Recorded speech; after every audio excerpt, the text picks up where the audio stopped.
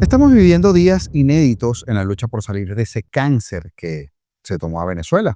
Y sí, me refiero al chavismo-madurismo. Los días de Nicolás Maduro están contados. Las declaraciones del representante Carlos Jiménez no son cualquier cosa, y si junta eso a lo dicho por la secretaria de prensa de los Estados Unidos e incluso la rajada de Petro, que va en la misma corriente, entenderá por qué Maduro anda más que paranoico. México aboga por la no intervención ante el despliegue militar de Estados Unidos en el Caribe Sur. Claro, normal que lo digan, porque ellos aplican lo mismo, simplemente no intervienen en su país en contra del narcotráfico, se hacen de la vista gorda. No creo que sea por omisión o desconocimiento. Y ojalá que todo lo que está pasando y puede pasar acabe con esa idea de que convertirse en un narcoestado es una buena idea, ¿verdad, Sheinbaum? Ministro de la Defensa de Colombia descarta diálogo inmediato con Venezuela sobre cooperación militar. ¿Por qué será? ¿Será que espera un cambio de organigrama del hasta ahora botiquín de mala muerte que es la Fuerza Armada Nacional Bolivariana? Y ya es oficial, Karim Khan se aparta definitivamente de la investigación sobre Venezuela en la CPI y ordenan la libertad inmediata del expresidente Álvaro Uribe Vélez. Y una cosita más. Para el que piense que estos tipos no andan nerviosos, por decirlo menos, el chavismo prohibió vuelos y comercialización de drones en Venezuela por 30 días en Gaceta Oficial. En Gaceta Oficial. Pregúntese usted cuántos países habrán hecho algo parecido. Y lo otro es, ¿por qué en los próximos 30 días? Curioso, ¿verdad? De esto y más hablamos el día de hoy. Comenzamos. No fue sino anunciar a la Pinta, a la Niña y a la Santa María para que el tirano comenzara a sentir el Miami Heat. El loquito de Maduro dice que va a armar a 4,5 millones de venezolanos para proteger la nación, cuando la realidad es que a duras penas, según las actas electorales del pasado 28 de julio, llegaron a 3,3 millones de votos, usando incluso muertos, gente en el exterior y otras marramucias. ¿Cómo gente que no quiso mancharse el dedo de tinta va a querer llenarse las manos de sangre por él, por este menudo fantoche? Según Maduro, este contingente estaría listo para responder a las amenazas, pero incluso los datos ficticios electorales recientes cuestionan la veracidad de esa afirmación, unas cifras que contrastan drásticamente con la supuesta movilización de milicianos. El régimen ha insistido en que este despliegue militar refuerza la seguridad nacional, pero el análisis de los números expone todas las dudas. Incluso si tomamos resultados de las recientes selecciones municipales, donde el Consejo Nacional Electoral reportó una participación de 6,273,531 votantes, la idea de que casi toda la población electoral forme parte de las milicias resulta ridícula e inverosímil. Es claro que esa cifra de 4,5 millones es más un ejercicio de propaganda que una realidad tangible, pero es obvio que algo tiene que decir ante una amenaza inminente, una que no puede responder con nada. Y si fuera cierto, súmele a la nada esos 4,5 millones de la más absoluta nada. La información que corre por las redes invita más bien a pensar que las cartas ya están echadas. Y no me refiero a diferentes interpretaciones de personas, me refiero a mensajes importantes como el de este congresista, Carlos Jiménez. Escuche usted esto. Nuestras fuentes nos informan que el régimen de Maduro se está quebrando. Figuras muy cercanas al dictador se han revirado y otros ya han huido. Y con esto no piensen en Diosdado o en los hermanitos del mal, los Rodríguez, porque esos, como les decía ayer, no tienen escapatoria. Piensen en aquellos que con menos centimetraje de prensa hacen el trabajo sucio. Esos que, como dijo el propio dictador en el video que les mostré el día de ayer, hablaba de los humildes que nunca traicionan y de tener cuidado con los disfraces, dejando entrever que, en efecto, esos cercanos están revirados y hay gente dejando el pelero, como decía Carlos Jiménez, quien ha dicho mucho más que lo que les acabo de mostrar en SX en las últimas horas, como por ejemplo esto. Aumentaron la recompensa a $50 millones, entonces nombraron el Cartel de los Soles como una organización terrorista, pusieron a Maduro como el líder de ese cartel. Ahora tenemos Fuerzas Armadas de los Estados Unidos que están en la área, congelaron $700 millones de su dinero, así que todo indica que sí, esto es algo serio. Antes, cuando estaba el presidente Trump estaba en poder, la manera que se actuaba contra el régimen era con sanciones. Esto es más que sanciones, estos son acciones, y también yo no creo que vamos a tener ese tipo de presencia en la área por mucho tiempo, porque eso cuesta bastante dinero. Así que para mí lo que yo veo es que los días de Nicolás Maduro en poder están contados. Todas estas operaciones, ¿sabes? Cuestan. Así que yo no creo que esto simplemente es, mira, estamos ahí y nos vamos. Yo creo que está muy serio. El tono que viene de la Casa Blanca con la vocera es muy serio. Y yo creo que también que Maduro está tomando esto de una manera seria también. Yo creo que sí, hay personas que lo están abandonando. Porque cuando ya ve que el barco se va a hundir, las ratas se escapan. Pero lo que yo he visto hasta ahora es un paso detrás de otro paso, detrás de otro paso, detrás de otro paso, y están pasando bastante rápido. No es una cosa, mira, un mes te vamos a la recompensa y después, 3 meses después, vamos a congelar los fondos. Esto está pasando cada día, casi cada día, algo más está sucediendo. ¿Cómo ser indiferente ante todo esto, verdad? Sobre todo cuando ya usted y yo sabemos que lo que hay desplegado en pleno Mar Caribe no es precisamente una comparsa de carnavales. Y del tono de la vocera de la Casa Blanca ya usted mismo va a escuchar. Pero es que incluso los invito ahora a que le ponga atención a este fragmento del guerrillo Petro de hace muy pocas horas y a que lea entre líneas, o en este caso a que escuche acuciosamente.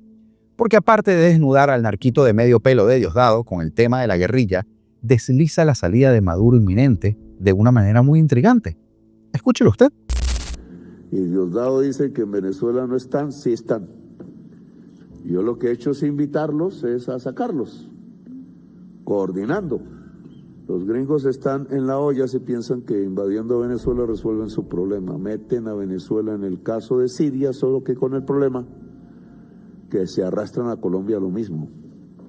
Porque irían estos grupos a apoderarse de las riquezas del subsuelo, minerales, y eso significa más economía para la muerte, no para la vida. Así que yo le dije a Trump a través de sus emisarios que eso sería el peor error. Y no es como la prensa dice, Augusto Cubides, que entonces somos aliados de Maduro. Yo voy a pasar aquí, Maduro va a pasar. Cualquiera que sea el año, el mío está fijado por la Constitución, ministro de Justicia. Entonces nosotros nos vamos el 6 de agosto y el 7 ya salimos de aquí. No tengo nada que llevarme porque aquí no me gusta casi nada, pero bueno, malos recuerdos. Si estos son los aliados y los socios, si este es el tipo al que financiaron la campaña y que el propio Diosdado decía hace no mucho que no le iban a dar más dinero, calcule usted lo que debe estar pasando dentro del seno de esa organización terrorista llamada PSV. ¿Cuántos habrán levantado el teléfono para ver a dónde se van, a qué país o qué familiar los recibe, qué hacer con el dinero mal habido y, como decimos en criollo, para dónde correr con esa pata hinchada? Porque le aseguro que la mayoría sabe que ese cuento de combatir el imperialismo no se lo creen, porque conocen al monstruo desde adentro y saben que no tienen con qué. Y mientras juegan a hacerse los duros, la narrativa oficial de la Casa Blanca no afloja ni un milímetro. Los buques de guerra 3DS enviados a Venezuela con 4.000 infantes de marina a bordo, ¿considera desplegar tropas en tierra allí? Lo que diré con respecto a Venezuela es que el presidente Trump ha sido muy claro y consistente. Está preparado para usar todos los elementos del poder estadounidense para evitar que las drogas inunden nuestro país y para llevar a los responsables ante la justicia. El régimen de Maduro no es el gobierno legítimo de Venezuela, es un cartel narcoterrorista. Y Maduro, según la opinión de esta administración, no es un presidente legítimo. Él es un líder fugitivo de este cartel que ha sido acusado en Estados Unidos por traficar drogas hacia el país. Y con eso los dejo a todos y nos veremos más tarde, si no es mañana. Y espero con interés responder más de sus preguntas. Gracias. Gracias, Kylie. No parece que las cosas vayan a mejorar para los rojos. Más bien, se viene más presión en las próximas horas y en los próximos días.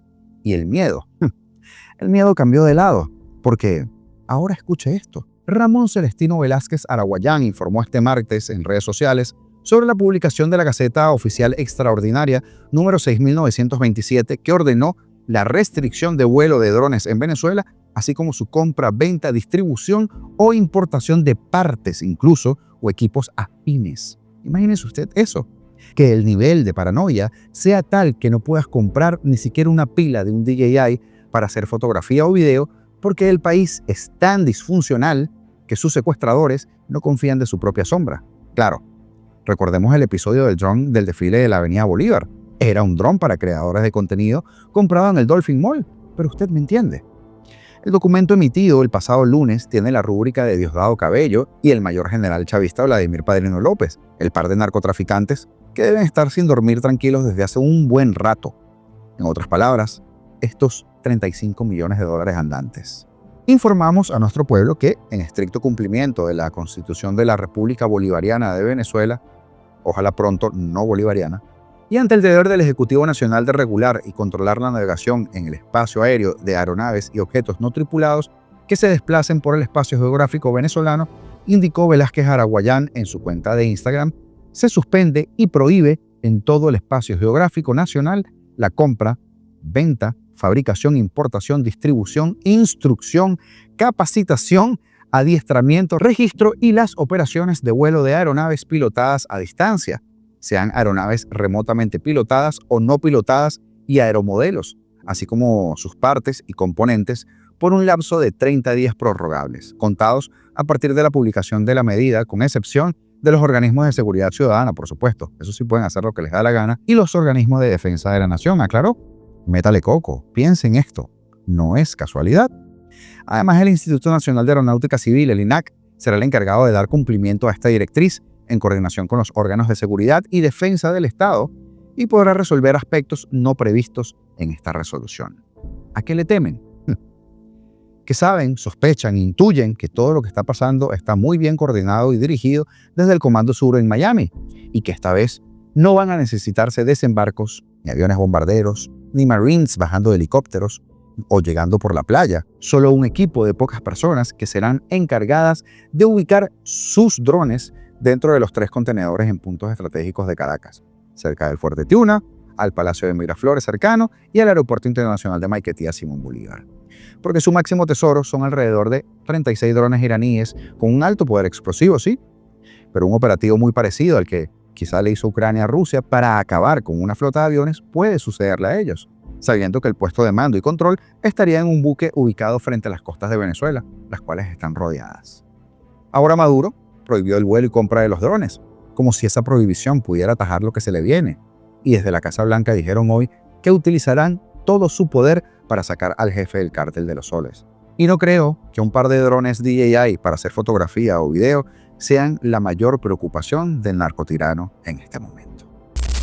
La presidenta de México, Claudia Sheinbaum, dijo estar a favor de la no intervención respecto a los operativos militares que Estados Unidos realiza en el Mar Caribe, cerca de Venezuela, y que además han encendido las alarmas de toda la región.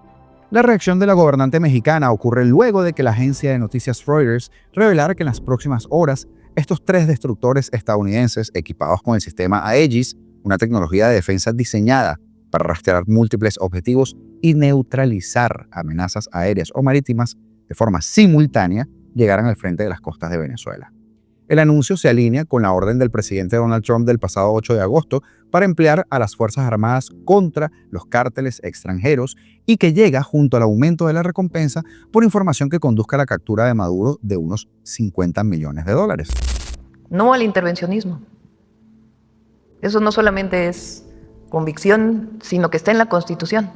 El titular del Poder Ejecutivo, la presidenta, observará los siguientes principios normativos: la autodeterminación de los pueblos, la no intervención, la solución pacífica de controversias, la proscripción de la amenaza o el uso de la fuerza en las relaciones internacionales, la igualdad jurídica de los estados, la cooperación internacional para el desarrollo, el respeto, la protección y promoción de los derechos humanos y la lucha por la paz y la seguridad internacional.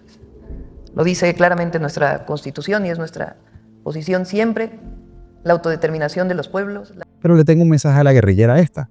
El pueblo de Venezuela no autodeterminó ser un narcoestado. Eso lo decidieron los delincuentes del régimen, Sheinbaum. Pero además remarcó su llamado a la no intervención, que todo se resuelve con diálogo, pero no Sheinbaum. Con terroristas no se dialoga. Y el ministro de Defensa de Colombia, Pedro Sánchez, declaró que no se ha programado ninguna reunión con su par venezolano, Vladimir Padrino López, pese a recientes anuncios del régimen de Nicolás Maduro sobre esta posible unión de fuerzas militares en la zona comercial binacional.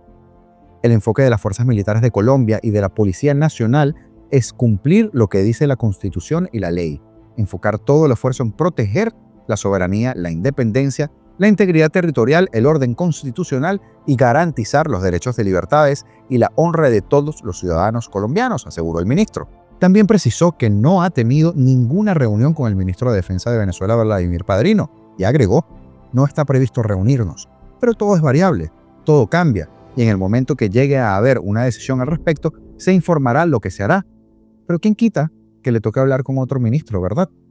Y es que recordemos que a finales de enero pasado, el exministro de Defensa colombiano Iván Velázquez sí sostuvo con su homólogo venezolano Vladimir Padrino López una reunión en la ciudad de San Cristóbal, en el estado Táchira, a raíz de la crisis de orden público y humanitario que se desató en la región del Catatumbo.